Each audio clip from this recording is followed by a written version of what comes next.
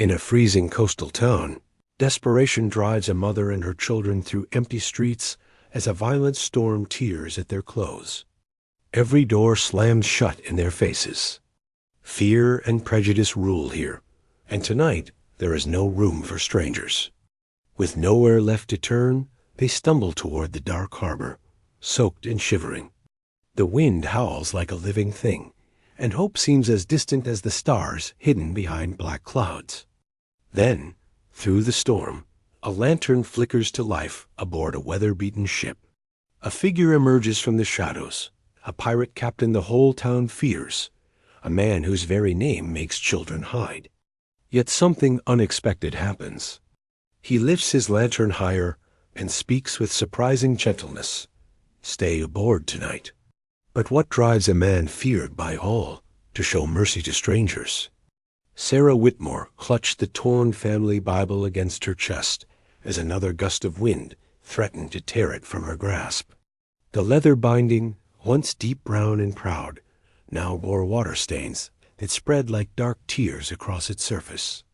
Inside, pressed between the pages of Psalms, lay the deed to their former home and a letter of credit that had become worthless the day her husband Thomas drew his final breath. The storm had been building since dawn, but Sarah could wait no longer. The landlord's men would come at sunrise, and she had nowhere left to turn. Behind her, 10-year-old Samuel held tight to his sister Emma's hand while little David rode on Samuel's back, his small arms wrapped around his brother's neck. At 7, Emma was old enough to understand their desperation, but young enough to still believe her mother could fix anything. David, barely 4, whimpered softly against the wind, his fever having broken just that morning. "Where are we going, Mama?" Emma's voice barely carried over the howling gale that swept down from the North Atlantic, driving salt spray and rain horizontally. Through the narrow streets of Thornwick. Sarah paused at the corner of Merchant's Row, where 6 months ago the finest families had nodded politely to her in passing. Now those same families crossed to the other side when they saw her coming. The transformation had been swift and merciless. One day she was Mrs. Thomas Whitmore, wife of the town's most respected shipwright. The next, she was simply another widow with mouths to feed and debts that multiplied like barnacles on a ship's hull. She approached the first door with practiced dignity, though her hands shook as she knocked. Mrs. Pemberton had been a friend once, had shared tea and gossip about the minister's sermons. The door opened just a crack, revealing one suspicious eye. "Please," Sarah began, her voice steady despite the chaos in her heart. "The children need shelter for just one night." The storm. The door slammed shut with a finality that echoed through Sarah's chest. She heard the bolt slide home and whispered voices behind the thick oak. Samuel squeezed Emma's hand tighter, and Sarah felt something precious die inside her. At the next house, the baker's wife at least had the decency to look ashamed. "I'm sorry, truly I am. But my husband says we can't afford the talk. People would think we're encouraging—" "Well, you understand." Sarah understood perfectly.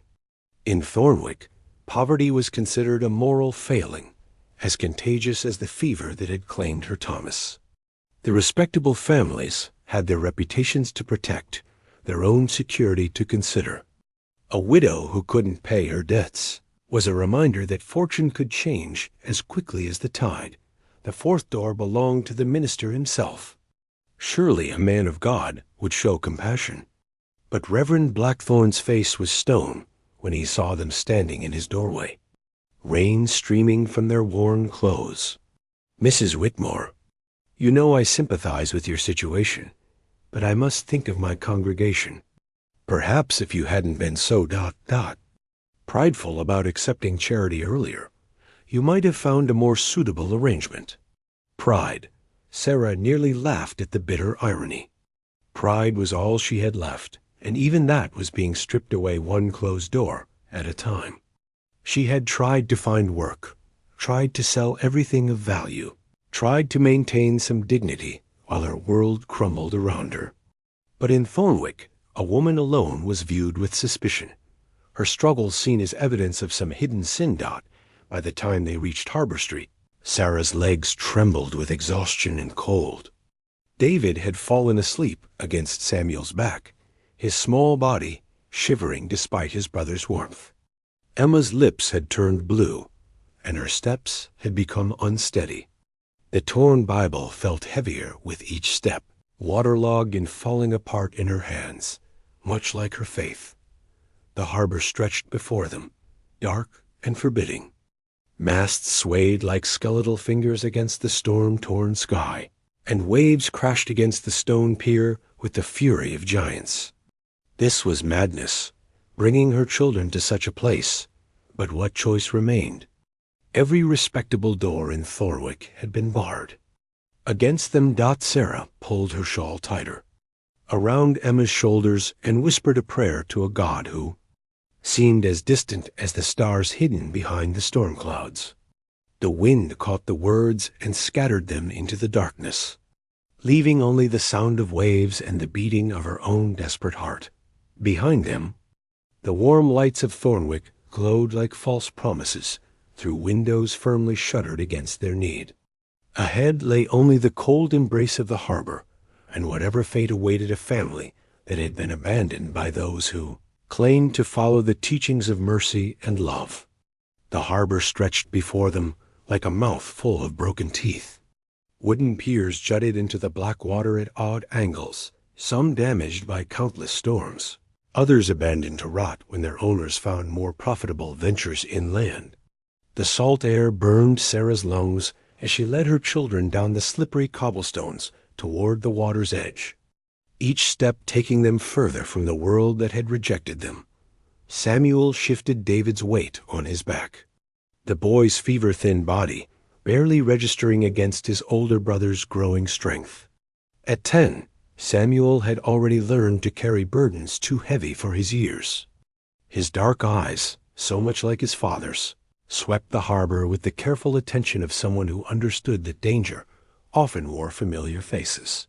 "Look, Mama," Emma whispered, pointing through the rain toward the forest of masts that swayed in the harbor. "That one's different." Sarah followed her daughter's gaze to where a ship sat apart from the others, anchored in deeper water, as if keeping its distance from respectable company. Even in the storm's fury, the vessel commanded attention. Its hull bore the weathered gray of countless voyages, and its rigging sang a different song in the wind than the merchant vessels clustered near the main wharf. The townsfolk called her Redemption's Call, though few knew why a pirate ship bore such a name. Most avoided even looking in her direction, crossing themselves when the wind carried her scent of tar and adventure to shore. Children were warned to stay clear of the harbor when she was in port, and respectable merchants conducted their business with studied indifference to her presence. But Sarah had heard the whispers that followed Captain Ezra Blackwood through Thornwick's taverns and markets. They said he was a man without mercy, that his crew was made up of cutthroats and devils. They said his ship appeared in fog like a ghost, striking without warning before vanishing again into the gray vastness of the Atlantic. They said many things, but tonight, as Sarah stood shivering on the pier with her children pressed close against her sides, those whispers seemed as distant as the warm hearths they had been denied. Above them, the rusted ship's bell of the harbor-master's station hung silent in its weathered housing. Once it had rung to welcome vessels home safe from the sea. Now it sat mute, its bronze surface green with age and neglect, a fitting monument to Thornwick's slow decline from prosperous port to bitter backwater. The storm showed no signs of abating. If anything, it seemed to be gathering strength, as if the very heavens conspired against them.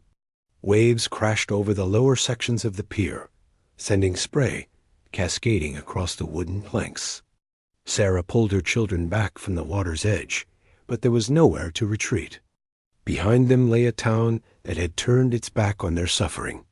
Ahead lay only the dark ocean and whatever fate awaited those desperate enough to seek shelter where none should exist.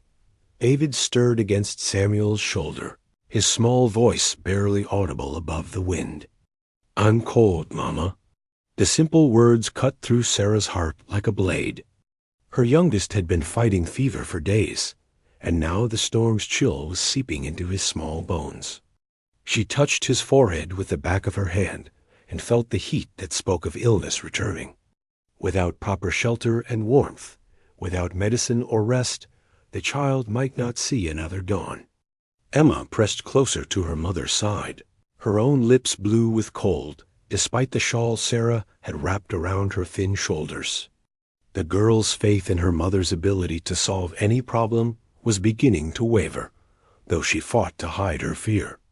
At 7, she was old enough to understand that they had reached the end of all reasonable options. Sarah closed her eyes and tried to summon the strength for one more decision.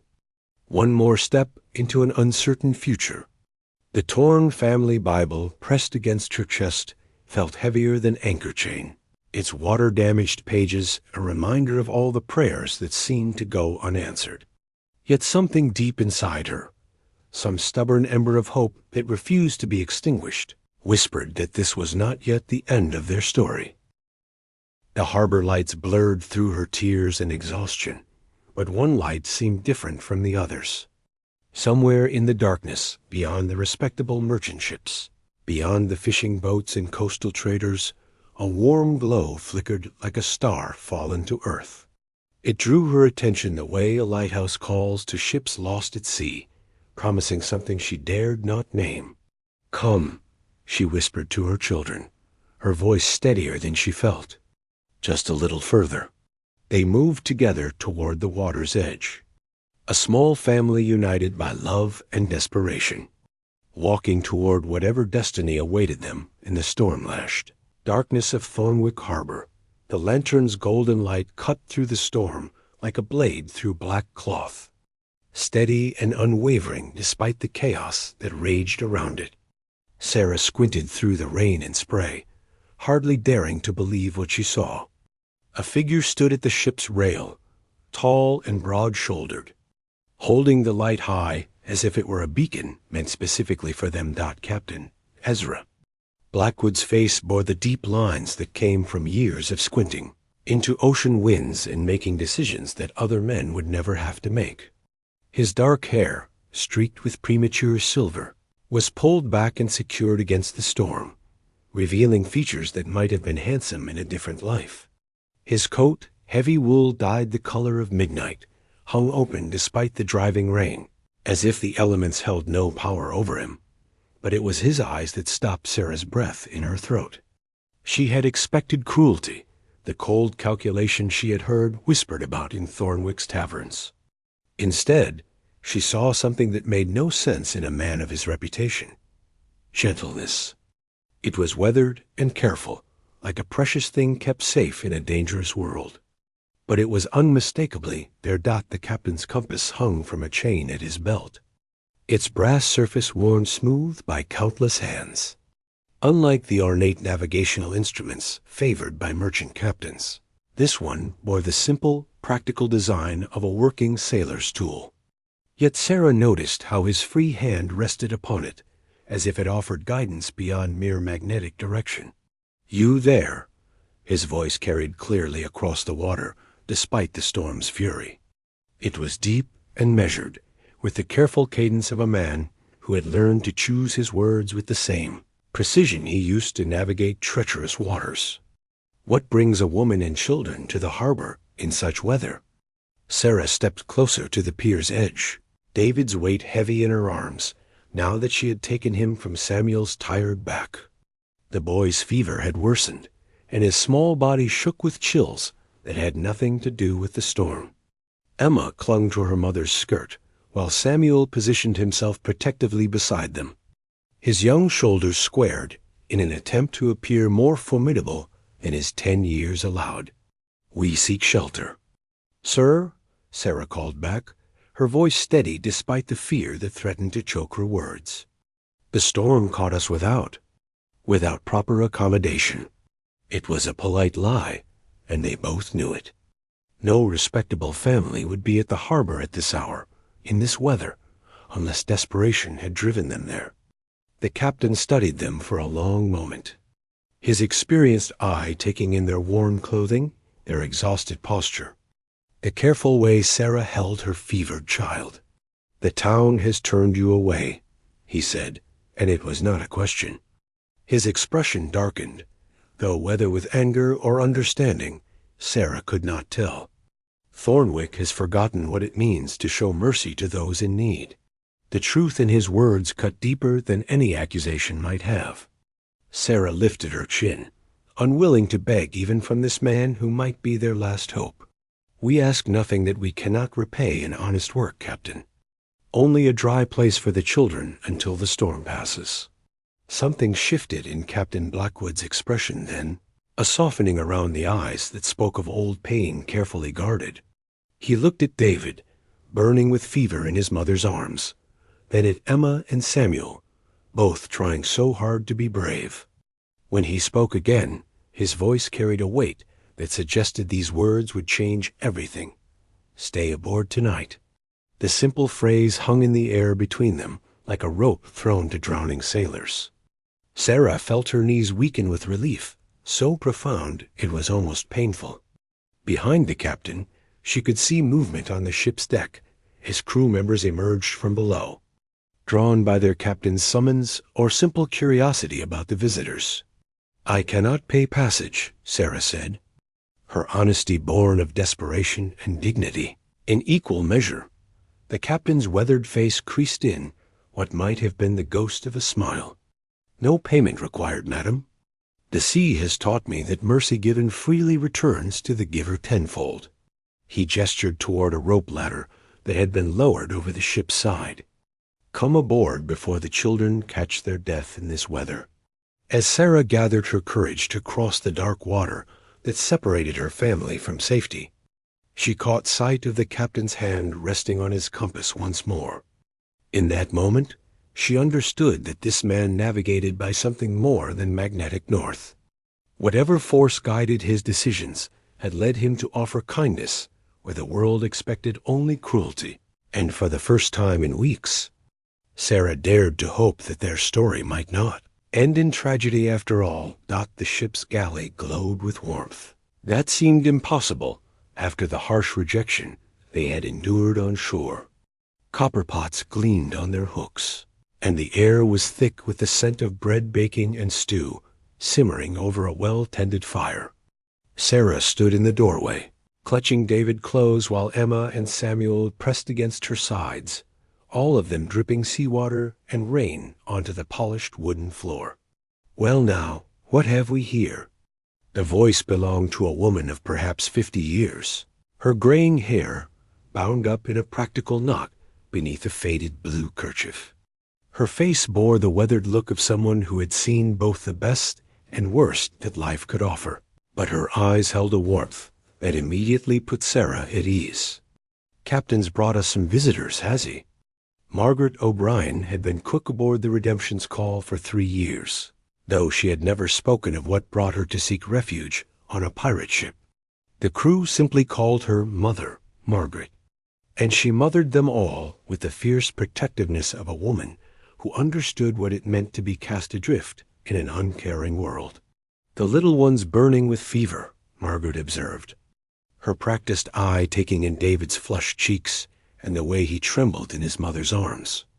"Bring him here, love. We'll get some proper food in him and see if we can't break that fever before it gets worse." Sarah hesitated for just a moment. Everything she had been taught about pirates and their kind ward with the genuine kindness she saw in this woman's face. But David whimpered softly, and motherly instinct overrode caution. She stepped into the warm galley and allowed Margaret to guide them to a long wooden table scarred by years of use, but scrubbed, clean as any respectable kitchen. Emma's eyes went wide as she took in her surroundings. Instead of the dark, threatening ship she had imagined, she found herself in a place that felt more like home than anywhere they had been in weeks.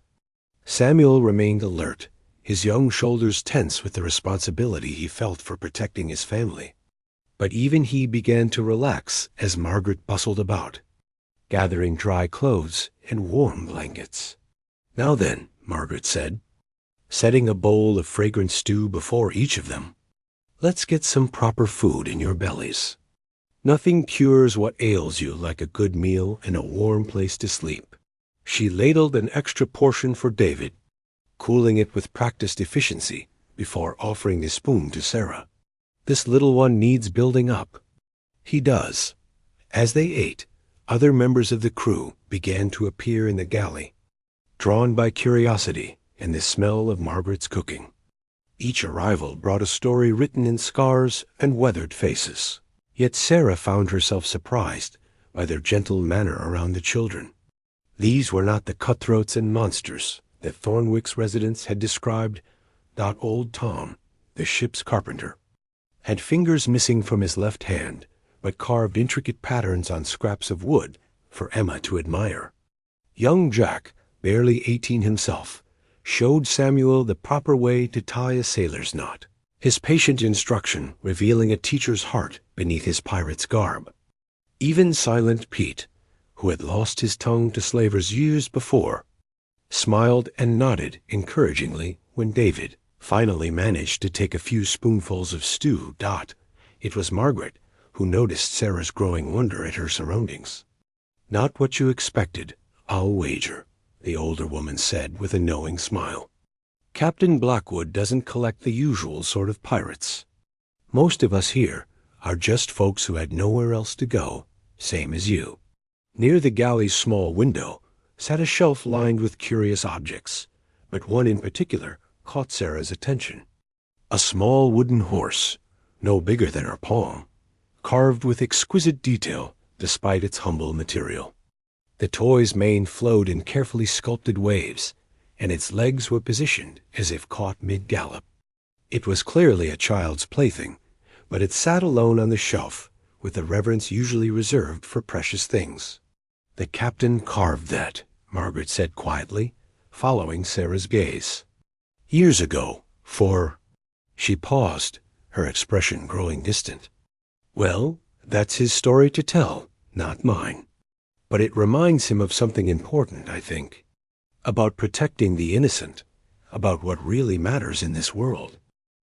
David had fallen asleep against Sarah's shoulder, his fever finally broken by warmth and proper food. Emma yawned widely, her earlier fear replaced by the drowsy contentment that comes from feeling safe for the first time in weeks. Samuel fought sleep as only a boy can, determined to remain watchful even as his eyelids grew heavy for the first time since Thomas had died.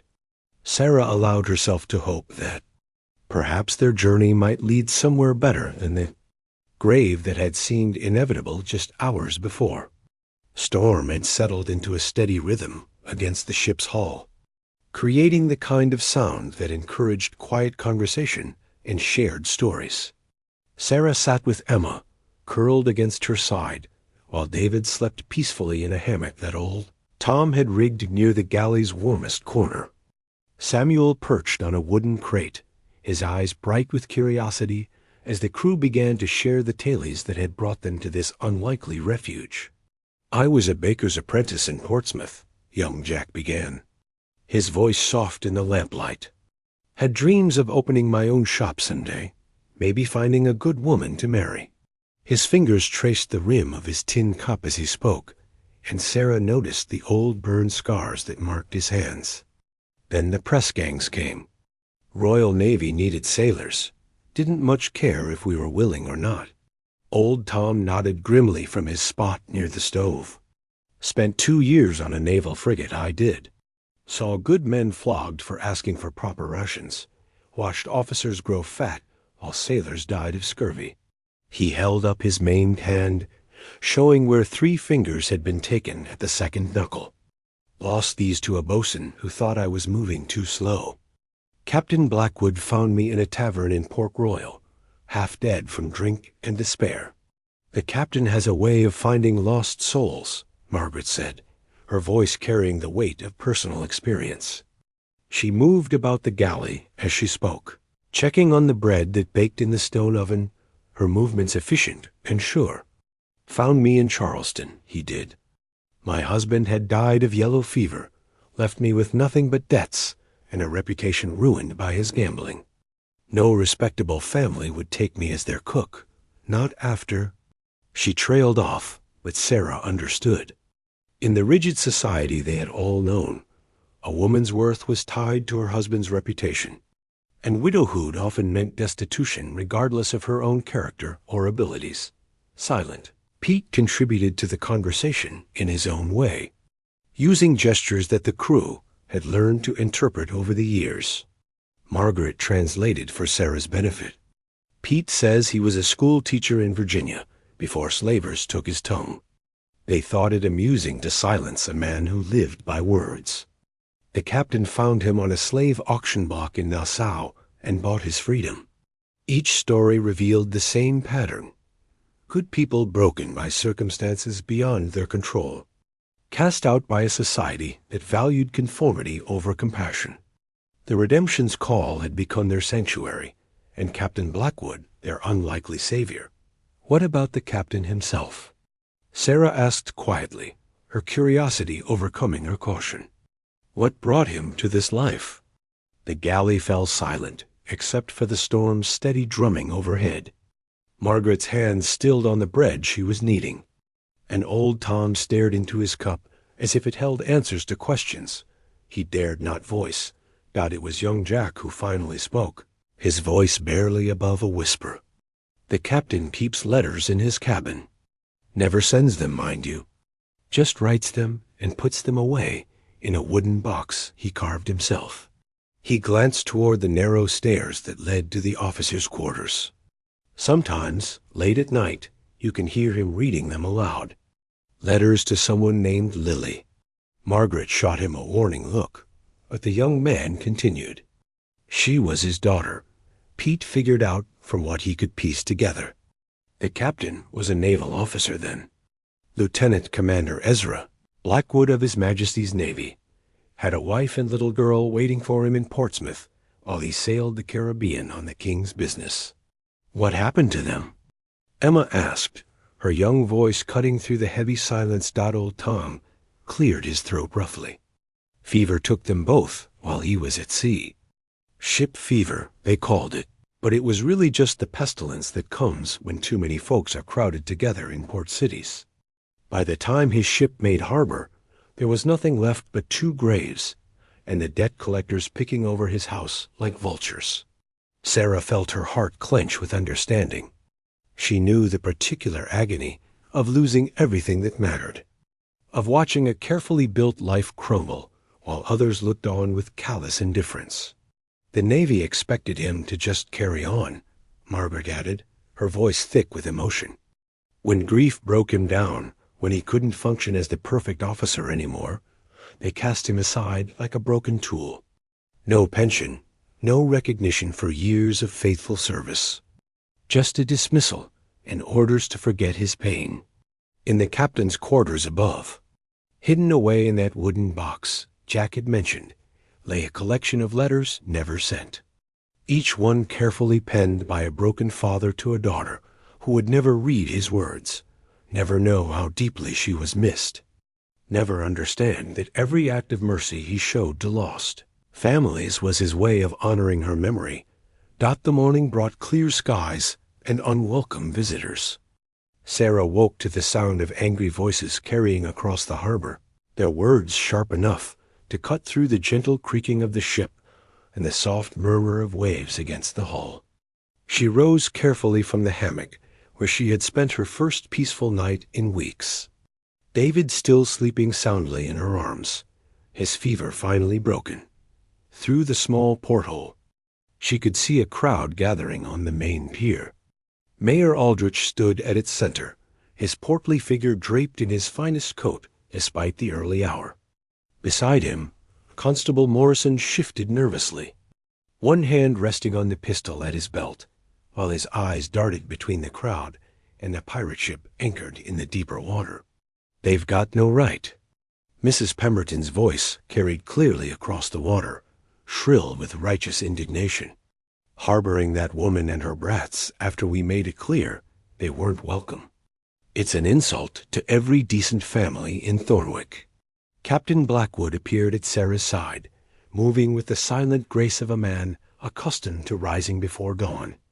His weathered face was calm, but she noticed the way his hand rested on the hilt of his cutlass, and his eyes held the hard glint of someone preparing for confrontation. "They want you back," he said simply, his voice carrying no judgment, but infinite understanding. "The question is whether you wish to go." Through the porthole, Sarah could see Reverend Blackthorne gesturing dramatically toward the ship, no doubt spinning some tale about moral corruption and the dangers of associating with pirates. The irony was not lost on her that these same people who had turned her away in desperate need now claimed concern for her welfare. Why do they care now? Emma asked, having crept up beside them to peer out at the gathering crowd. Yesterday they wouldn't even open their doors. It was Margaret who answered, appearing from the galley with a tray of breakfast and a grim expression. "Because now it looks like they might have been wrong, child. Can't have that getting around, can we? Better to drag you back and pretend their cruelty was justified than admit they failed a family in need." The crowd on the pier had grown larger, and Sarah could see more familiar faces joining the chorus of disapproval. The baker who had refused them shelter, the merchant who had once bought goods from her husband's workshop, even some of the women who had attended the same church socials before Thomas died. All of them united now in their conviction that Sarah's choice to seek refuge with pirates was proof of some fundamental moral failing. Mayor Aldrich raised his voice, clearly intending his words to carry across the water. "Mrs. Whitmore, you will return to shore immediately. Your association with these criminals brings shame upon the memory of your late husband and endangers the moral fiber of our community." From his coat, the mayor produced a piece of parchment that he held aloft like a weapon. Even at this distance, Sarah could make out the official seal and bold lettering of a legal document. The wanted poster bearing Captain Blackwood's likeness was detailed enough to show the scar that ran from his left temple to his jawline, a memento from his naval days that gave his face a fierce cast even in repose. £500 reward, Aldrich continued, his voice taking on the tone he used for particularly passionate sermons about sin and redemption. "Dead or alive, for the notorious pirate captain who threatens honest commerce throughout these waters." The captain's expression didn't change, but Sarah felt intense beside her.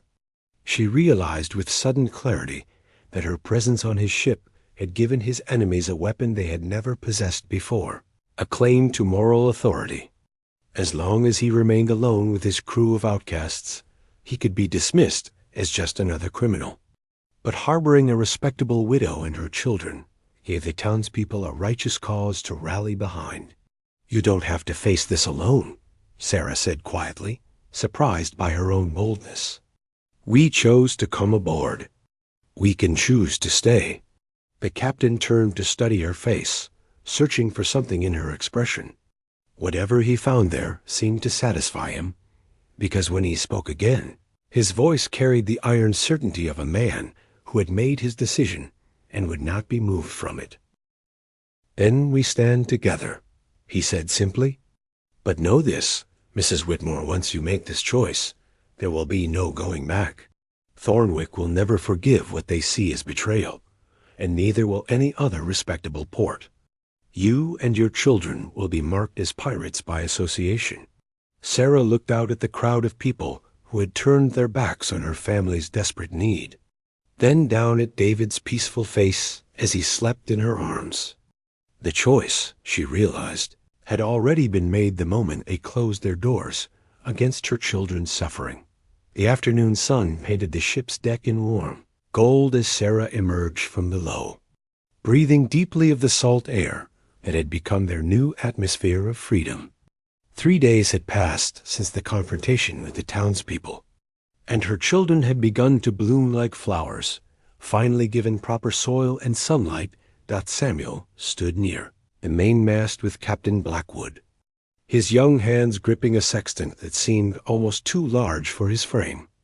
The boy's face was a study in concentration as he tried to follow the captain's patient instruction about finding their position by the sun's angle. His shoulders had lost some of their perpetual tension. Though Sarah noticed, he still kept one eye on his younger siblings whenever they were in sight. The sun tells us more than just the time. Lad, the captain was saying, his voice carrying the measured tone of a natural teacher. It speaks of distance traveled and direction true. A good navigator learns to read the heavens like a book, understanding each star as a word in the story of where he stands upon the earth. Spread across the chart table between them lay the captain's collection of navigation charts, their edges worn soft from years of use and their surfaces marked with countless pencil lines, showing courses plotted and voyages completed. These were not the pristine maps found in admiralty offices, but working documents that bore the stains of coffee and seawater, the honest wear of tools used daily by hands that understood their value. Sarah marveled at how naturally her eldest took to the lessons. Thomas would have been proud to see his son learning the navigator's art, though he might have questioned the teacher. But watching the captain's patience with Samuel's questions, seeing the genuine care with which he explained each concept, Sarah found her heart softening toward this man who wore such fearsome reputation, while showing such gentle instruction. Near the ship's wheel, Emma sat cross-legged on a coil of rope while old Tom taught her the art of splice and knot. Her small fingers worked carefully through the demonstration, her tongue poking out slightly in concentration as she attempted to replicate his movements. The carpenter's missing fingers didn't slow his dexterity, and he guided Emma's efforts with the same precision he brought to his woodwork. "There's music in good rope work," Tom was saying, his gruff voice surprisingly gentle. "Each strand knows its place. Each twist serves a purpose. When you tie a knot proper-like, it holds because every part does its job without fighting the others." Emma nodded seriously, though Sarah suspected her daughter heard more poetry than practical instruction in the old sailor's words. The girl had always been drawn to stories and hidden meanings, finding magic in the everyday world that adults often overlooked. David, fully recovered from his fever, had appointed himself official supervisor of Margaret's cooking preparations. He stood on a wooden crate beside the outdoor galley, stirring a pot of fish stew with solemn concentration while Margaret guided his small hands. The cook had braided colorful rope scraps into his hair that morning, declaring him an honorary member of her galley crew. "The secret to good cooking at sea," Margaret was explaining, "is understanding that the ocean gives and takes in equal measure.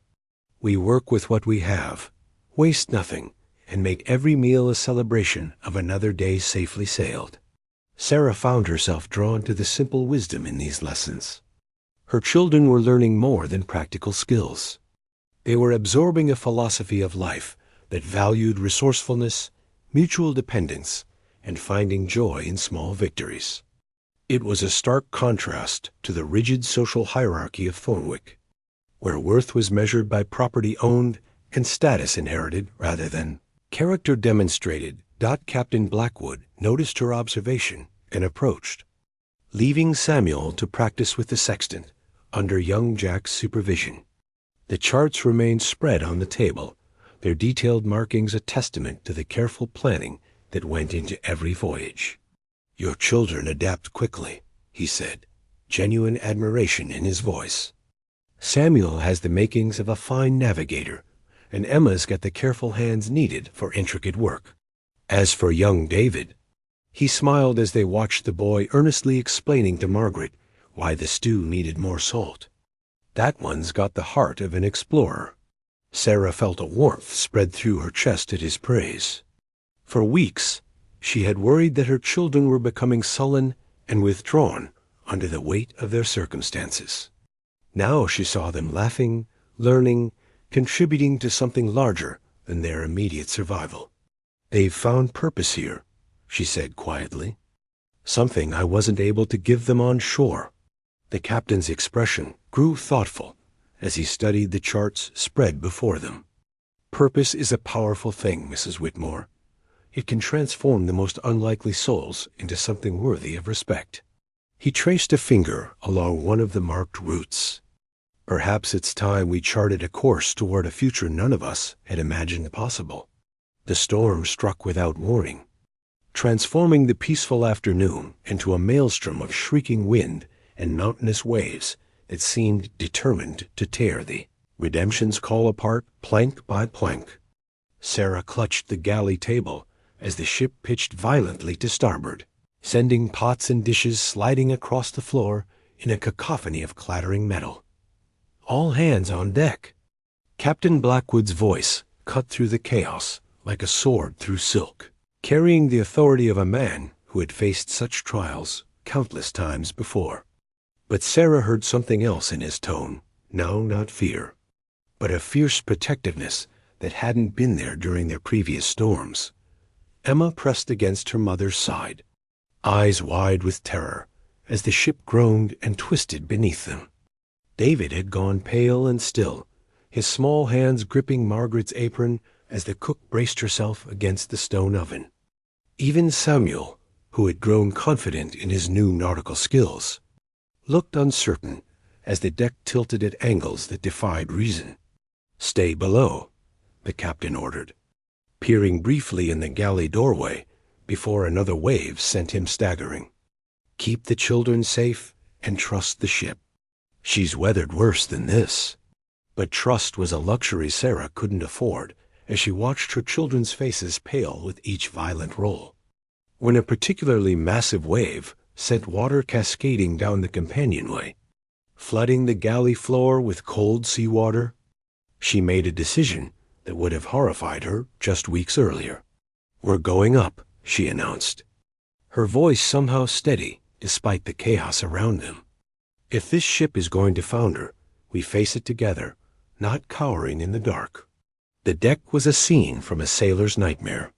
Waves twice the height of the mainmast crashed over the rails, and the wind howled with a voice that seemed almost alive in its fury. But Sarah also saw something magnificent in the way the crew moved as one organism, each man knowing his role without need for shouted orders, their movements precise despite the ship's wild motion. Captain Blackwood stood at the wheel, his powerful frame braced against the storm's assault, while his hands guided the ship with the skill of a master musician playing a complex symphony. Rain and spray had soaked through his coat, but his focus never wavered from the task of keeping them alive through sheer force of will, and decades of hard-won experience. Doubt it was during a particularly violent roll that disaster struck. A loose cargo net broke free from its moorings, swinging toward David with the force of a battering ram. Sarah's scream was lost in the wind, but the captain saw the danger and lunged forward, catching the boy and rolling them both clear, just as the heavy rope and metal fittings crashed into the deck, where David had been standing. The impact sent both captain and child sliding toward the rail, and for one heart-stopping moment, Sarah thought she was about to lose them both to the hungry sea. But old Tom was there, his strong carpenter's hands finding purchase on the captain's belt, while young Jack grabbed David's small form dot as they pulled themselves to safety. Something small and golden tumbled from inside the captain's coat, skittering across the wet deck until it fetched up against a coil of rope. Sarah crawled toward it, her hands closing around a delicate locket that felt warm despite the storm's chill. The locket opened at her touch, revealing two miniature portraits painted with exquisite skill. The first showed a woman of perhaps 25 years, with kind eyes and a gentle smile that spoke of infinite patience and love. The second was a child, a girl no older than Emma, with dark curls and her father's steady gaze. Both faces bore an unmistakable resemblance to the man who now struggled to his feet beside them. "Lily," the captain whispered, his voice nearly lost in the wind as he saw what Sarah held. Her name was Lily. In that moment, as the storm raged around them and death seemed to breathe down their necks. Sarah understood the depth of loss that had transformed Lieutenant Commander Ezra Blackwood into the pirate captain who now risked everything to protect her family. The locket in her hands contained not just portraits, but the preserved love of a father who had lost his daughter to circumstances beyond his control. She was beautiful, Sarah said, raising her voice to be heard over the storm as she carefully returned the precious keepsake to his hands. They both were. The captain's weathered fingers closed around the locket with infinite gentleness, and Sarah saw tears mixing with the rain on his cheeks. But when he looked up at her children, David, safe in young Jack's arms, Emma and Samuel clinging to the rigging nearby, his expression hardened into something like divine purpose. "Not again," he said, the words carrying a weight of promise and determination that made Sarah's heart clench with understanding. "I will not lose another family to forces beyond my control." The 3 ships appeared on the horizon at dawn, like harbingers of judgment, their pristine white sails stark against the morning sky. Sarah stood at the ship's rail beside Captain Blackwood, watching through his spyglass as the Royal Navy vessels closed the distance with the methodical precision of hunters who had finally cornered their prey. HMS Valiant. "'S courageous, and HM's relentless," the captain murmured, his voice carrying a mixture of recognition and resignation. "Admiral Morrison commands the Valiant now. He always did enjoy making a show of force." Sarah's blood chilled as she recognized the name. Morrison? The constable's brother? The same family. Though William Morrison rose considerably higher than his younger brother, who contents himself with terrorizing widows in provincial ports. The captain's jaw tightened as he lowered the spyglass. "This is no coincidence. Someone has been very busy spreading word of our location." Below deck, the crew moved with practiced efficiency, checking weapons and securing loose items for what might become a running battle. But there was no panic, no desperate scramble. These men had faced such odds before and survived through wit rather than overwhelming force. It was young Jack who brought the most disturbing news. Climbing down from the crow's nest, with his face pale from more than just the morning chill. "Captain, they're flying a flag of parley, but the Valiant's got her gun ports open." "And, sir?" "There's a man on her quarterdeck I think you should know about." Sarah watched the captain's expression change as he raised the spyglass once more, focusing on the lead ship's command deck. For a long moment, he stood frozen, the instrument trembling slightly in his hands. When he finally spoke, his voice carried the weight of old wounds reopened. "Commander Harrison Clark." "No, Admiral now, I see." He handed the spyglass to Sarah, and she could see his hands weren't quite steady. "My former first officer. The man who stood beside me when I received the news of my family's death, who promised the Navy would take care of its own in times of grief." Through the lens, Sarah could make out a tall figure in an immaculate blue uniform, his posture rigid with military bearing. Even at this distance, she could sense an aura of cold authority about the man, the kind of officer who valued order above compassion and duty above human feeling. From his cabin, the captain retrieved a leather portfolio that had clearly seen better days. The naval commission papers inside were yellowed with age and bore the elaborate seals and signatures that had once meant everything to a young officer with dreams of honorable service. Now they seemed like relics from another man's life, official documents that testified to a loyalty that had been betrayed by those who demanded it. Lieutenant Commander Ezra Blackwood, His Majesty's Navy, he read from the topmost document, his voice carrying bitter irony. Commended for valor in action against French privateers off Martinique. Cited for exceptional navigation skills and steady leadership under fire. He looked up at Sarah, his eyes haunted by memories of the man he used to be. They don't mention what happens when that steady leadership cracks under the weight of personal loss. Margaret appeared at Sarah's elbow, her weathered face grim as she watched the approaching ships. "The children are asking questions, love. They can feel the tension, even if they don't understand what's coming." Sarah's heart clenched as she thought of Samuel, Emma, and David below deck, their newfound security about to be shattered once again by forces beyond their control. They had just begun to heal from the trauma of rejection and loss, had started to believe in the possibility of belonging somewhere. Now that fragile hope faced destruction by the very institutions that were supposed to protect the innocent. "What will they do to us?" Sarah asked, though she dreaded the answer. The captain folded the commission papers carefully and returned them to the portfolio. "To you and the children? Officially, they'll return you to the authorities in Thornwick for your own protection. Unofficially, ... He paused, studying the approaching ships. Admiral Clark believes in making examples. He'll want to demonstrate that consorting with pirates carries consequences, even for respectable widows who claim desperation as their excuse. The wind had picked up, and the Redemption's call rode the swells with the easy grace of a ship designed for swift movement rather than heavy combat.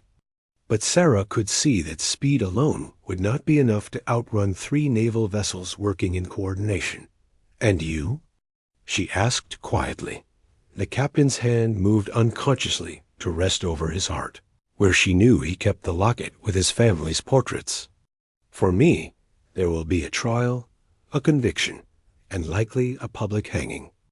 Admiral Clark has been hunting me for 3 years. He won't let sentiment or past friendship interfere with what he sees as justice served." In the distance, signal flags began to flutter from the Valiant's rigging, their colorful patterns spelling out a message that everyone aboard the pirate ship understood without translation. Surrender or face the consequences of defying the he. Crown's authority on the high seas. The signal flags snapped in the morning breeze as Admiral Clark's voice carried across the water through a speaking trumpet, each word delivered with the crisp authority of a man accustomed to absolute obedience. "Captain Blackwood, by order of His Majesty's Navy, you will surrender yourself and release the hostages you hold aboard your vessel. Mrs. Whitmore and her children will be returned to proper custody, and you will submit to justice for your crimes against the Crown." Sarah felt her hand move unconsciously to the simple gold band she still wore on her finger. Thomas's wedding ring that had become both comfort and burden in the months since his death. The metal was warm from her skin, worn smooth by years of wearing, and bore the tiny inscription they had chosen together: "Love endures all." She thought of Thomas now, of the man who had chosen her not for her family's modest fortune, but for her spirit, who had valued her quick mind and steady heart above the delicate sensibilities expected of respectable wives. What would he counsel her now, faced with a choice between the safety of convention and the uncertain path of standing with those society had condemned? Below deck, she could hear her children's voices as they helped Margaret secure the galley for whatever action might come. Samuel's tone carried new authority as he directed Emma and David in their tasks, the boy having grown into responsibilities that would have seemed impossible just weeks ago. Their laughter rang through the ship's hull, bright and clear despite the danger that surrounded them. "The children should go," Captain Blackwood said quietly, his eyes fixed on the approaching naval vessels. "Whatever happens to me, they deserve the chance at a normal life." "You all do."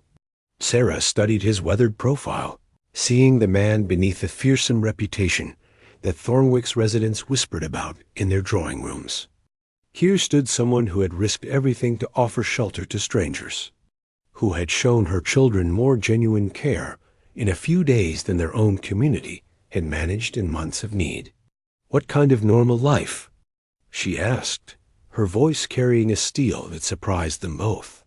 "Return to a town that turned us away when we needed help most? Watch my children learn that mercy is weakness, and that respectable people close their doors to suffering? Teach them to bow and scrape before those who measure worth by property and bloodline rather than character? Young Jack climbed down from the rigging, his face flushed with excitement rather than fear. "Captain, the boys want to know if we're going to run or fight." "Either way, they're ready." From below came the sound of small feet on the ladder, and Samuel emerged on deck with his siblings close behind. Emma carried David piggyback, the little boy's arms wrapped trustingly around her neck, while she moved with the sure-footed confidence she had learned from watching the crew navigate the ship's motion.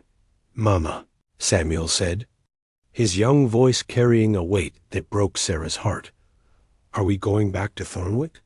The question hung in the salt air between them, heavy with implications that reached far beyond their immediate danger. Sarah looked at her eldest son, seeing Thomas's steady gaze in the boy's dark eyes, and knew her answer had been made the moment those first doors slammed shut against their need.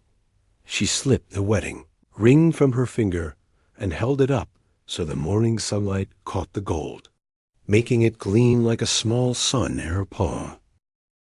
For a moment, she felt Thomas's presence as clearly as if he stood beside her, his gentle voice reminding her that love was not about clinging to the past, but about protecting the future of those who mattered most. "This ring represents promises kept and love that endured through hardship," she said, her voice carrying clearly to every person on deck. "But it also represents the woman I was when society's approval mattered more than my children's welfare." She moved to the ship's rail and looked back at the naval vessels, their guns now clearly visible through open ports, their officers no doubt expecting swift compliance with their demands. Then she turned to face Captain Blackwood, her family, and the crew who had become more than servants or protectors. They had become the family that chose each other despite society's condemnation. "We're not going back," she announced, her decision ringing with finality. "This ship has shown us more honor in a few days than Thornwick managed in years. These people have proven that worth is measured by actions, not by addresses or family names." Emma clapped her small hands together, while David giggled with delight at his mother's bold words. Samuel straightened his shoulders and moved to stand beside the captain, his message clear, without need for words. "Then we stand together," Captain Blackwood said, his voice thick with emotion. "And may God have mercy on us all." In the distance, Admiral Clark's flagship began to signal the other vessels, their colorful flags spelling out orders that everyone aboard the Redemptions. Call understood meant the end of negotiation and the beginning of something that would change all their lives forever. The first cannon shot thundered across the water like the voice of an angry god, sending a geyser of spray just off the Redemption's call's starboard bow. Admiral Clark had grown tired of waiting for surrender, and the morning air now rang with the sharp commands of naval officers preparing for boarding action. Captain Blackwood stood at the ship's wheel with his father's sword drawn, the blade catching the early sunlight like a sliver of captured fire. The weapon had been passed down through 3 generations of honest sailors, its steel honed by men who believed in honor even when the world around them had forgotten its meaning. Now it would serve a pirate's cause, defending those whom society had abandoned. "Remember," the captain called to his crew as they took their positions, "we fight to escape, not to destroy. These are sailors following orders, not our true enemies." His voice carried the authority of a man who had commanded respect on both sides of the law, and his crew responded with the precision of soldiers. Despite their outlaw status, Sarah crouched behind the ship's wheel with her children pressed close, her heart hammering against her ribs as she watched the naval vessels close in like hunting wolves.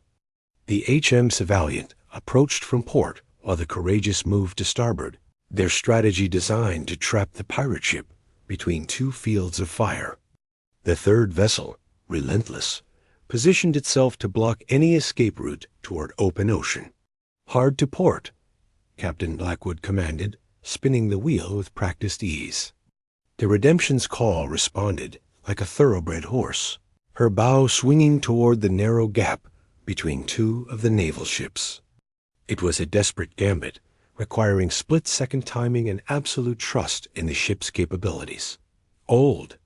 Tom had positioned himself near the stern with a collection of tools that looked innocent, enough until one realized their potential as weapons.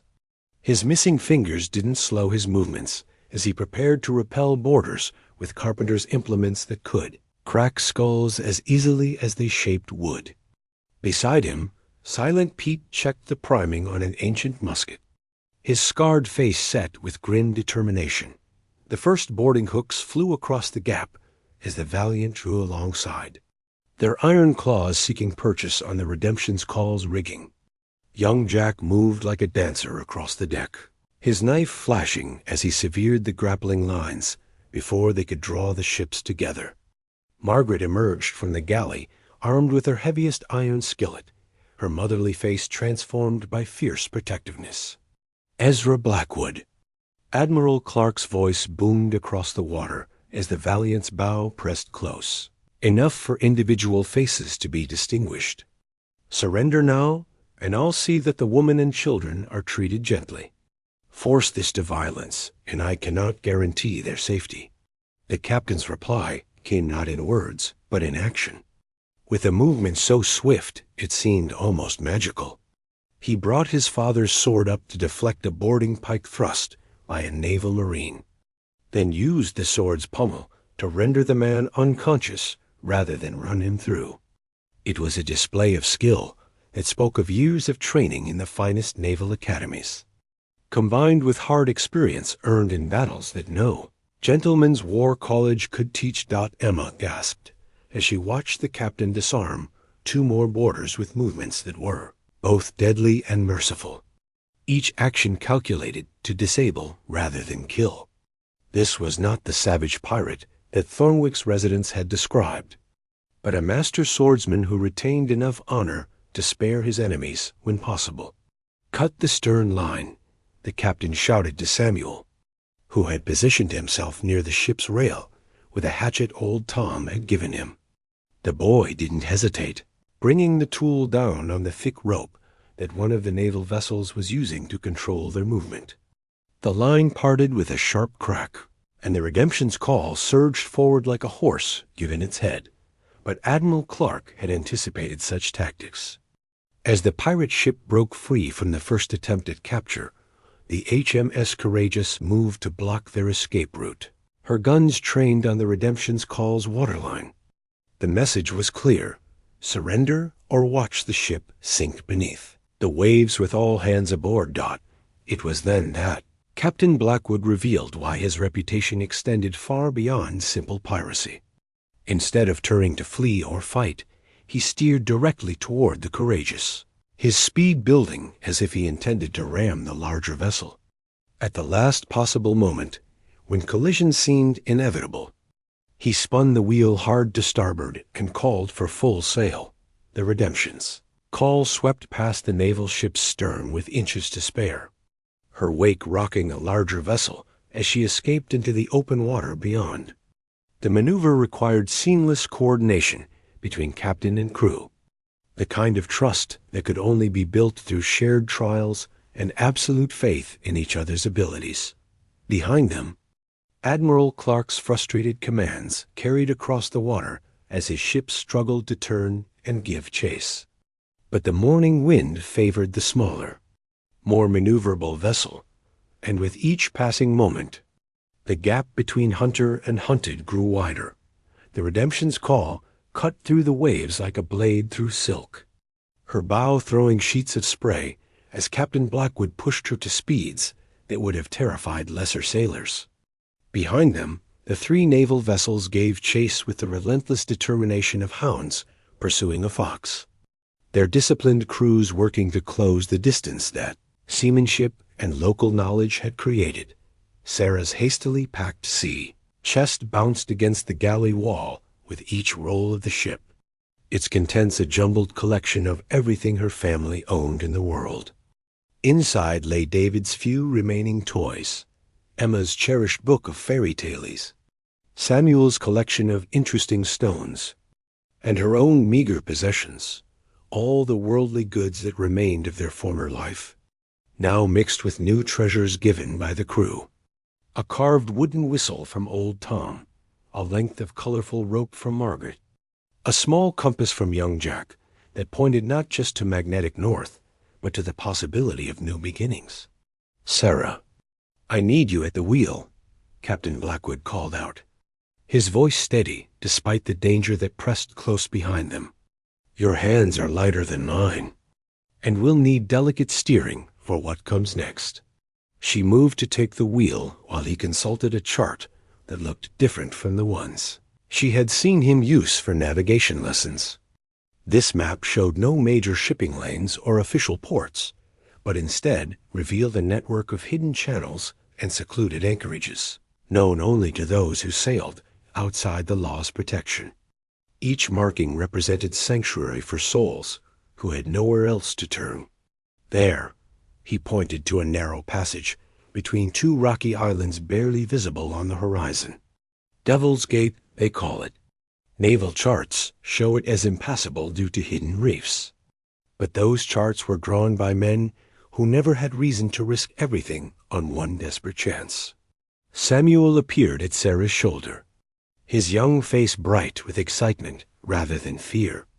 In the past weeks, her eldest son had grown from a frightened boy into someone who understood that sometimes the greatest adventures came disguised as the greatest dangers.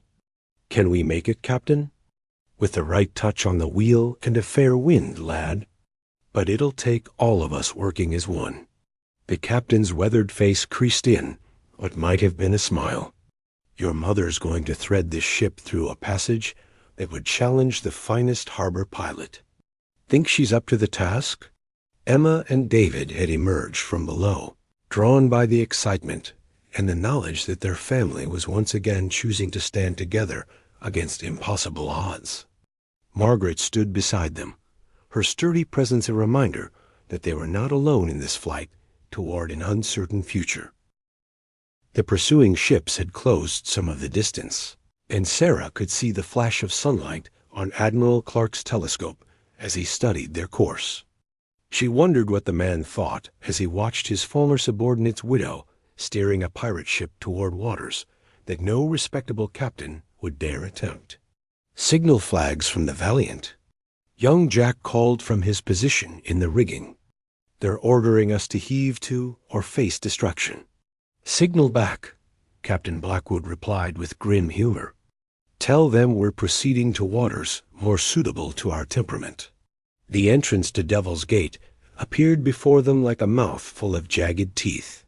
Waves crashed against, submerged rocks that could rip the bottom out of any vessel foolish enough to approach without perfect knowledge of their location. But the captain had run these channels before, in darker days when survival meant knowing every hidden path along the lawless coast. "Feel the wheel," he instructed Sarah as she took control.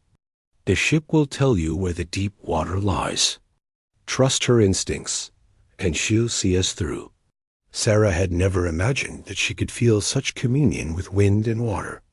But as the Redemption's call entered the treacherous passage, she understood what the captain meant. The ship responded to her touch like a living thing, her hull speaking through the wheel about currents and depths the charts could never capture. Behind them, the naval vessels had slowed their pursuit, their captains unwilling to risk valuable ships and experienced crews in waters that promised destruction to the unwary. Admiral Clark's voice carried across the water one final time, his frustration evident even at this distance. "You cannot run forever, Blackwood. The sea has no sanctuary for those who defy the crown." But as the Redemption's call emerged safely on the far side of Devil's Gate, Sarah felt something she had not experienced since Thomas died, the certainty that they were exactly where they belonged. Her sea chest might contain all their worldly possessions, but their real treasure was the trust they shared and the knowledge that they had chosen each other freely, without regard for society's approval or disapproval. The open ocean stretched before them like an invitation to possibilities they had never dared imagine. And for the first time since this adventure began, Sarah allowed herself to hope that their story might have a happy ending after all. Paradise Cove revealed itself slowly, like a secret whispered by the sea itself. The hidden harbor nestled between towering cliffs, draped in emerald vegetation, its calm waters reflecting the afternoon sky in shades of gold and azure that seemed too beautiful to be real. Sarah stood at the ship's bow with her children, watching in wonder as the Redemption's call glided towards Sanctuary. The settlement that spread along the crescent beach bore no resemblance to the rigid order of Thornwick or any other respectable port. Here, simple wooden houses painted in cheerful blues and yellows stood beside vegetable gardens that flourished in the tropical sun. Children ran along the shoreline, their laughter carrying across the water as they waved at the approaching ship. And Sarah noticed that these young ones came in every shade from pale European to deep African, all playing together with the easy familiarity of true siblings. "Welcome to the last free port in these waters," Captain Blackwood said, his voice carrying a pride that had nothing to do with possession and everything to do with what this place represented. Here, no man's past matters more than his present actions, and no woman's worth is measured by her husband's status. As they drew closer, Sarah could see the diverse faces of those who had found refuge in this impossible paradise. Former slaves worked alongside escaped debtors, and women who had fled abusive marriages tended gardens, next to men who had deserted armies rather than fight in wars they couldn't believe in. Each person bore the marks of hardship survived and dignity reclaimed. The docks were built from driftwood and salvaged timber, their construction showing the ingenuity born of necessity. But they were solid and well-maintained, testament to a community that understood the value of working together for mutual benefit. As the Redemption's call made fast to the pier, eager hands reached out to help with mooring lines and cargo. Their assistance offered freely, without expectation of payment. It was David who first noticed the small cross mounted near the harbor master station, carved from a piece of weathered driftwood and painted white to catch the eye. The symbol was simple and rough-hewn, but it spoke of faith maintained, despite circumstances that might have broken lesser spirits. Emma approached it with the natural reverence of a child who recognized something sacred, even in its humble form. "I made that," said a voice behind them, and they turned to see a woman perhaps Sarah's own age, her skin bronzed by tropical sun and her hair braided with colorful shells. "When I first arrived here, broken by things I won't burden you with, I needed something to remind me that hope still existed. So I carved it from the first piece of wood that washed up on the beach after my arrival." The woman introduced herself as Maria Santos, though she explained that many residents of Paradise Cove have left their old names behind along with their old lives. She had been a governor's wife in Spanish Jamaica until her husband's cruelty forced her to flee with nothing but the clothes on her back and her infant son. Captain Blackwood found us drifting in a stolen canoe. "More dead than alive," Maria continued, her eyes soft with remembered gratitude. "My son Carlos is 15 now, strong and happy, with no memory of the fear that once ruled our days. This place has given us what civilization never could, the chance to be judged by who we choose to become, rather than what others decided we should be." As afternoon faded into evening, the community gathered on the beach for their daily ritual of welcoming new arrivals. Sarah found herself surrounded by stories that echoed her own, families torn apart by circumstances beyond their control, individuals who had chosen conscience over comfort, people who had discovered that sometimes the only way to save your soul was to lose. Everything society said made life worthwhile. Samuel immediately gravitated toward a group of boys near his age who were building an elaborate sand fortress, their construction incorporating engineering principles that would have impressed his father's shipwright colleagues. Emma found herself enchanted by the island's small school, where children learned practical skills alongside reading and writing, and where questions were encouraged rather than suppressed. The evening meal was served, community style, on long tables set up along the beach, with everyone contributing something to the feast according to their abilities. Margaret's fish stew was received with enthusiastic praise, while Old Tom's carpentry skills were immediately put to use repairing a section of dock that had been damaged by the recent storm's dot. As the stars emerged overhead and torches were lit along the waterline, Sarah realized that for the first time since Thomas died, she felt truly at home, not because of any building or street address, but because of the people around her, people who understood that real wealth had nothing to do with gold or property and everything to do with having others who would stand beside you when the storms of life threatened to sweep everything away.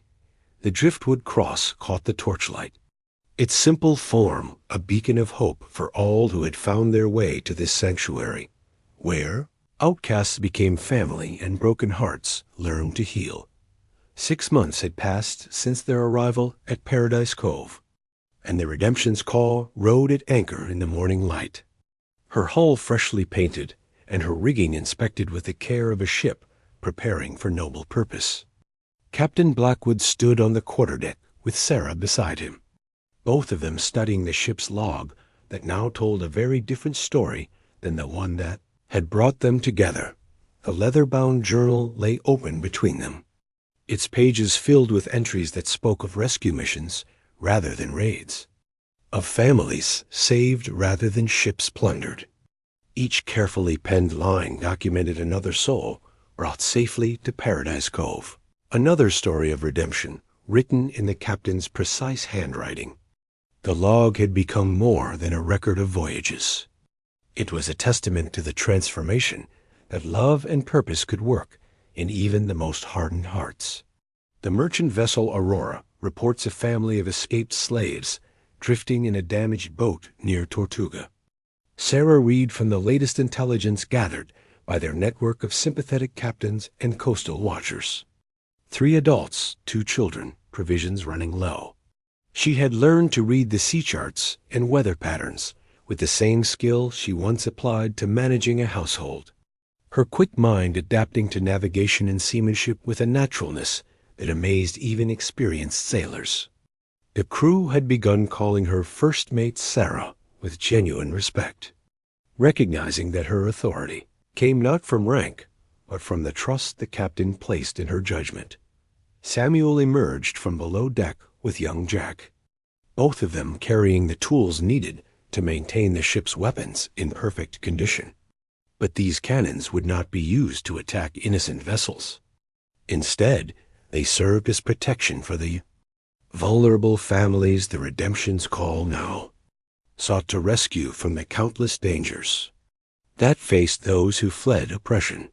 The boys got steady hands and a good eye for detail, Jack reported to his captain. Another year or 2, and he'll be able to handle the navigation duties himself when we're in familiar waters.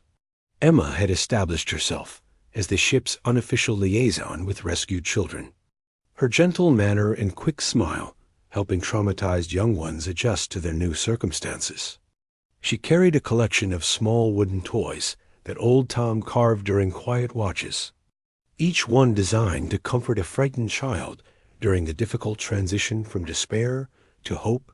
David, now robust and confident, had appointed himself Margaret's chief assistant in the galley, his enthusiasm for cooking matched only by his talent for making even the most frightened newcomers feel welcome with a bowl of warm stew and a bright smile. The fever that had nearly claimed his life seemed like a distant memory, replaced by the healthy glow of a child who knew he was loved and valued. The transformation of the ship's mission had not gone unnoticed by the authorities. Admiral Clark's ships still patrolled the shipping lanes, But now they hunted a different kind of pirate, one whose crimes included mercy rather than murder, whose treasure consisted of lives saved rather than gold stolen. The Royal Navy found itself in the uncomfortable position of pursuing a vessel that had become a beacon of hope for the desperate and displaced. Maria's received word from her contacts in Kingston. Captain Blackwood said, his weathered finger tracing a route on the chart spread before them. There's a family hiding in the ruins of an old sugar plantation. The father was branded as a deserter after refusing to flog his own men. And the mother's been accused of witchcraft for knowing too much about healing herbs. Sarah nodded, already calculating the supplies they would need and the risks involved in reaching the family before the authorities discovered their location. This was the kind of mission that had given their new life meaning, the work that justified every danger they faced and every comfort they had abandoned. We'll need to approach from the east, she said, her voice carrying the confidence of someone who had learned to think like both a strategist and a mother. The trade winds should cover our approach, and the new moon will give us darkness for the extraction. The captain smiled at her use of naval terminology, remembering the frightened widow who had first stepped aboard his ship with nothing but desperation and 3 hungry children. That woman still existed within Sarah, but she had been joined by someone stronger, someone who understood that true courage lay not in avoiding danger, but in facing it for the sake of others, who had no choice. The ship's log lay open before them, ready to record another chapter in their ongoing story of transformation. Each mission added new entries to its pages, and each successful rescue proved that redemption was possible for anyone willing to choose love over hatred, mercy over vengeance, hope over despair. Tomorrow they would sail again, carrying the lantern's light to another dark corner of the world, where families waited for rescue they dared not believe would come. The HMS Valiant appeared on the horizon just as the morning watch began, her white sails catching the early light like a messenger from another world. But this time she sailed alone, without the aggressive formation that had marked her previous pursuit. A single flag flew from her mainmast, not the battle standard they had seen before, but the blue and white of parley that requested peaceful conference. Captain Blackwood lowered his spyglass with a frown that spoke of deep suspicion earned through hard experience. Admiral Clark comes calling again, but something's different. He's not flying colors for pursuit, and his gun ports remain closed. Sarah stood beside him at the ship's rail, her hair whipping in the sea breeze as she studied the approaching vessel. 9 months had passed since their last encounter. 9 months during which the Redemption's Call had rescued 14 families from various forms of persecution and delivered them safely to Paradise Cove. Each mission had added to their reputation as protectors rather than predators. But she doubted that Naval Command cared about such distinctions. The children had gathered on deck despite Margaret's efforts to keep them below. Samuel stood with young Jack, both of them alert and ready for whatever action might be required. Emma held David's hand, her young face serious with the understanding that their peaceful morning might be about to change dramatically. They had all learned to read the subtle signs that preceded danger. A small boat launched from the Valiant's side, carrying a handful of officers under a white flag that snapped smartly in the morning breeze. Admiral Clark sat in the stern, his uniform as immaculate as ever. But Sarah noticed something different in his bearing, a weight of responsibility that seemed to have settled on his shoulders since their last meeting. Permission to come aboard, Clark called out as his boat drew alongside, his voice carrying the formal courtesy required by maritime tradition even between enemies.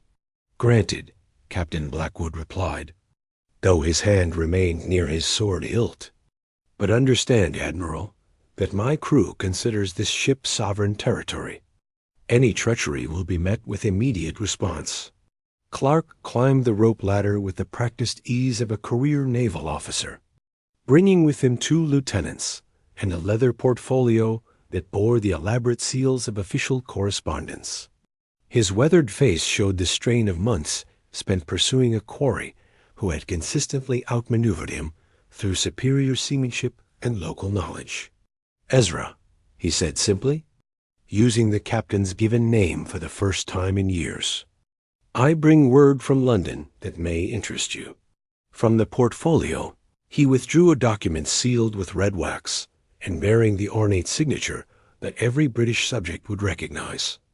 The royal pardon was written on parchment that seemed to glow in the morning light, its formal language contrasting sharply with the simple surroundings of a pirate ship's deck. "His Majesty has reviewed reports of your recent activities," Clark continued, his tone carefully neutral. "It seems that certain influential merchants have petitioned for clemency, citing your protection of their vessels from genuine pirates operating in these waters." Captain Blackwood accepted the document, but did not break the seal, his expression unreadable as he weighed the implications of what was being offered. Sarah found herself holding her breath, understanding that this moment might determine not just their future, but the fate of everyone they had sworn to protect. "The terms are generous," Clark said, his voice carrying what might have been genuine regret. "Full pardon for past offenses in exchange for service as a privateer under royal commission. You would be granted letters of marque to patrol these waters, protecting merchant shipping from the Spanish and French pirates who genuinely threaten commerce." Samuel stepped closer to his mother, his young face troubled by the complexity of adult decisions that could reshape everything they had built together. Emma squeezed David's hand tighter, while the little boy looked between the adults with the wide eyes of someone who sensed momentous change without fully understanding its nature. "And my crew?" Captain Blackwood asked quietly. "What of the men who followed me into exile, who chose loyalty over safety?" "Clean slates for all who wish them," Clark replied. "Naval service for those who desire it, honorable discharge and pension for those who prefer civilian life. The Crown recognizes that good men sometimes find themselves in impossible circumstances." The Admiral's eyes found Sarah and her children, and she saw something that surprised her, not condemnation, but what appeared to be understanding. "Mrs. Whitmore, you and your children would be free to settle in any British port with full restoration of your husband's naval pension and benefits. Your ordeal would be officially recognized as temporary misfortune rather than criminal association." The royal pardon felt heavy in Captain Blackwood's hands, its weight representing far more than the parchment and wax from which it was made. Here was the chance to reclaim everything he had lost, to return to the world of respectability and honor that had once defined his existence. But Sarah could see in his eyes the same question that troubled her own heart.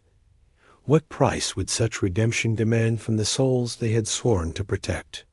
The black sails appeared at dawn, like harbingers of everything Captain Blackwood had tried to leave behind. 3 ships flying the crimson flags of Captain Bloody Marcus Thorne, a man whose reputation for cruelty had made him wealthy and feared throughout the Caribbean. Sarah stood on Paradise Cove's highest cliff, watching through the captain's spyglass as the pirate fleet approached their sanctuary with the deliberate menace of wolves circling a sheepfold. "Thorne's heard about our little paradise," Captain Blackwood said grimly, his weathered face hard with the knowledge of what his former associate was capable of inflicting. "He sees weakness in mercy, profit in our prosperity, and sport in destroying everything we've built here. Below them, the peaceful community that had become their home buzzed with controlled activity as residents prepared for the attack they had always known might come. Children were gathered into the schoolhouse that doubled as a shelter, while adults took positions according to plans rehearsed but hoped never to be needed. The island's natural defenses were formidable, but against 3 ships full of ruthless cutthroats, even Paradise Cove's advantages might not be enough. In the harbor, a new ship's bell hung from the Redemption's Call's mainmast, its bronze surface gleaming in the morning sun. The bell had been cast just weeks earlier from an extraordinary source, the melted-down wedding rings of couples who had found love and new beginnings on the island. Sarah's own ring was part of the medal that would now call the defenders to battle, transformed from a symbol of past loss into an emblem of present unity. "Maria's taking the children inland to the cave system," Margaret reported, her motherly face set with grim determination. "Old Tom's rigged charges in the harbor mouth. He can close it off if Thorne's ships make it past our guns. But it'll trap us all inside." Samuel stood beside his mother, no longer the frightened boy who had once cowered behind her skirts. At 11, he had learned to handle both musket and cutlass with competence that would have made his father proud. His eyes held the steady resolve of someone who understood that some things were worth fighting for, worth dying for if necessary. Emma had appointed herself protector of the younger children, her gentle nature transformed into fierce guardianship when those she loved faced danger. She carried a small knife that young Jack had taught her to use, not for attacking, but for cutting bonds and freeing captives, a tool of liberation rather than violence. David, now 5 and full of the fearless courage that came from never doubting his family's ability to protect him, had insisted on helping Margaret prepare the field hospital where wounded defenders would be treated. His small hands were steady as he rolled bandages and organized medical supplies with the serious concentration of a much older child. Admiral Clark's ship, the HMS Valiant, appeared on the horizon flying signals that Sarah had learned to read during her months of navigation training. The naval vessel was requesting permission to provide assistance, an offer that would have seemed impossible just hours earlier, when the royal pardon lay unopened on the captain's chart table. "He's offering to fight alongside us," Captain Blackwood said, his voice thick with disbelief. "Clark is willing to risk his career, his ship, his men's lives to defend a community of outcasts and refugees." The bell's first ring echoed across Paradise Cove as the pirate ships closed to cannon range, its bronze voice calling defenders to their positions with a clarity of purpose that had been forged from dozens of love stories. Each toll represented a family saved, a life redeemed, a future made possible by the courage to choose compassion over convenience. Sarah took her place at the harbor's gun battery, her hands steady on the cannon that old Tom had taught her to aim and fire with devastating accuracy. Beside her, former slaves stood next to escaped debtors, while women who had fled abusive marriages worked alongside men who had deserted unjust wars, all united now by the understanding that Paradise Cove represented something worth preserving at any cost. The first cannon shots from Thorne's ships thundered across the water, sending geysers of spray high into the air as the pirates tested the range to their target. But instead of fear, Sarah felt a strange calm settle over her as she prepared to fight for the sanctuary that had given her family not just shelter, but purpose. Captain Blackwood stood at the center of it all, no longer the broken naval officer who had turned to piracy in his grief, nor the feared pirate captain who had terrorized merchant shipping. He had become something new, a protector of the innocent, a defender of those who had nowhere else to turn, a man who had found his true calling not in following orders or pursuing profit, but in offering hope to the hopeless. The bell continued to ring, its song carrying across the water to where 3 worlds prepared to collide in a battle that would determine whether mercy or cruelty would triumph in this small corner of an often merciless world. 1 year had passed since the battle that saved Paradise Cove, and the morning sun painted the harbor in shades of gold that seemed to promise endless possibilities. Sarah stood on the deck of the ship, now officially renamed New Beginnings, watching her children help the latest group of refugees settle into their temporary quarters, while permanent homes were prepared on shore. The children's journal lay open on the chart table, its pages filled with Emma's careful handwriting documenting their extraordinary journey from despair to joy. Each entry told part of a larger story. The night they were turned away from every door in Thornwick, their first glimpse of Captain Blackwood's lantern, the storm that revealed his tragic past, the battle that proved love could triumph over hatred. The journal had become both historical record and treasure, a testament to the power of hope maintained through the darkest hours. "Mama, look!" David called from the ship's rail, pointing toward shore where a group of children played in the sand. Among them were the 3 young ones they had rescued just last week from a slave ship bound for Jamaica, their laughter now indistinguishable from that of children who had known nothing but safety their entire lives. Samuel had grown tall and confident, his navigation skills rivaling those of men twice his age.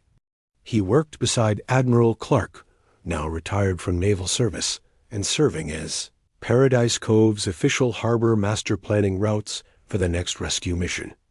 The former enemies had become close friends, united by their shared understanding that true honor lay in protecting those who could not protect themselves. Emma had established the island school where rescued children learned reading and writing alongside practical skills that would serve them well in their new lives. Her gentle manner and infinite patience had helped dozens of traumatized young souls learn to trust again, to believe that the world contained as much kindness as cruelty. Captain Blackwood emerged from his cabin wearing clothes that bore no resemblance to the fearsome pirate's garb he had once favored. His simple white shirt and practical blue coat marked him as what he had truly become, a merchant captain whose cargo consisted of hope rather than conventional goods. The royal pardon lay framed on his cabin wall, but more meaningful to him was the collection of letters from grateful families who had found new lives because of his courage to choose mercy over profit. The town council from Thornwick has sent another delegation, he reported to Sarah with a smile that held no trace of bitterness. They wish to establish an official partnership with our sanctuary. It seems their new minister has convinced them that turning away those in need is poor theology indeed. Margaret bustled about the deck with her usual efficiency, but now she wore the satisfied expression of someone whose nurturing had helped create something beautiful and lasting. The galley that had once fed pirates now sustained rescue missions, and her cooking had become legendary among the network of captains who aided their work. Old Tom's carpentry shop on shore stayed busy building homes for new arrivals, while young Jack had taken command of a smaller vessel that specialized in swift extraction missions along the hostile coasts where families still waited for salvation that might never come. Through the harbor entrance came a familiar sight. 3 ships flying the flags of families they had rescued, now prosperous members of the community who took turns funding and supporting new rescue operations. What had begun as one man's attempt to ease his grief had grown into something that changed lives throughout the Caribbean. Sarah looked down at her hands, noting how they had been transformed from the soft, pale fingers of a respectable widow into the capable, weathered hands of someone who had learned to work for what mattered most. The simple gold band she now wore bore an inscription different from her first marriage: "Love multiplies when shared." As the new beginnings prepared for another mission of mercy, the children's journal ready to record new chapters in their ongoing story of redemption, Sarah reflected on the truth they had all discovered. Sometimes the greatest treasures were found not in gold or jewels, but in the courage to offer shelter when the world turned its back on suffering, and in the wisdom to understand that no one was truly lost as long as someone was willing to light a lantern in the darkness.